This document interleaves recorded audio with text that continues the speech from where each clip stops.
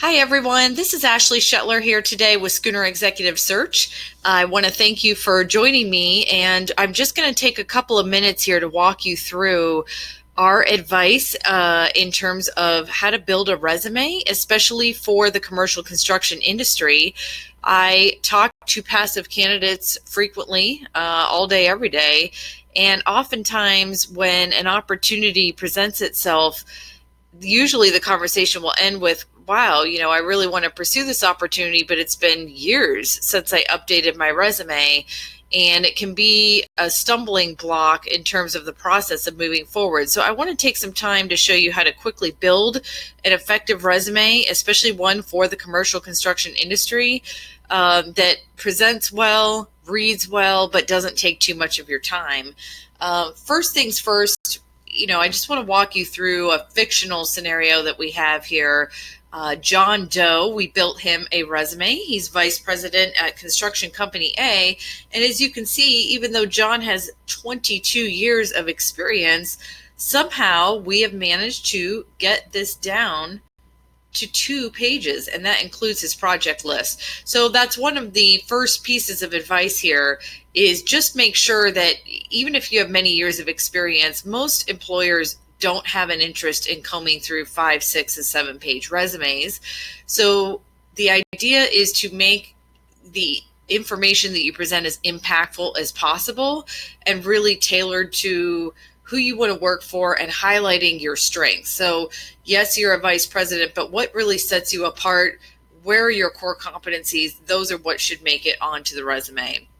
So as you can see by John's experience here, we kind of have an executive profile off to the left. And again, these are 4 or 5 achievements or strengths that he really wants everyone to see. This is usually the first section that an employer will read. And again, you can see we have this focused on metrics, experience, whether it be financial experience or project experience, any notable awards, and of course, what was the impact to the company that you worked for. So, in John's situation, he increased profitability in his region by X% over a certain year period. He reduced employee turnover. He created a partnership, out in the community. He increased revenues, and he's also the recipient of an industry award. So I bet everyone wants to hire John. But again, you want to go back through your achievements and your notable strengths, and this should be showing up at a sidebar. Again, your professional experience, again, try to revolve this around metrics, things you directly manage. And again, keep it focused around results. How did you impact or drive profitability, schedules, reduce turnover, grow a region?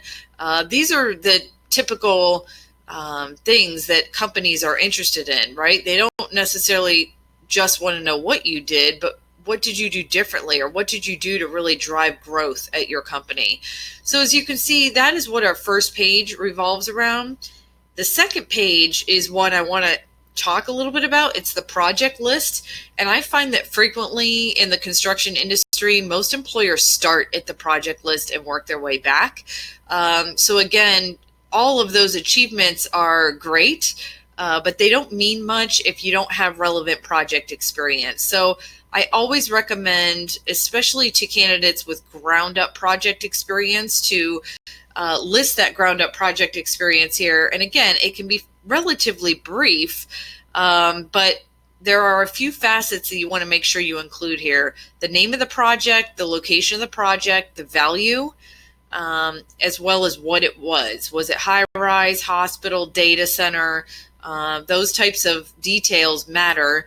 And if it's possible, a 1 to 2 sentence description of the project. And you can see I put on here, things like project value, type of construction, whether it was the recipient of a notable award or the first of its kind. But again, I would say 1 sentence, maybe 2 at most. It should look like what you have here. And again, this might span over a couple different pages, but ideally you want to keep this at 2 to 3 pages most.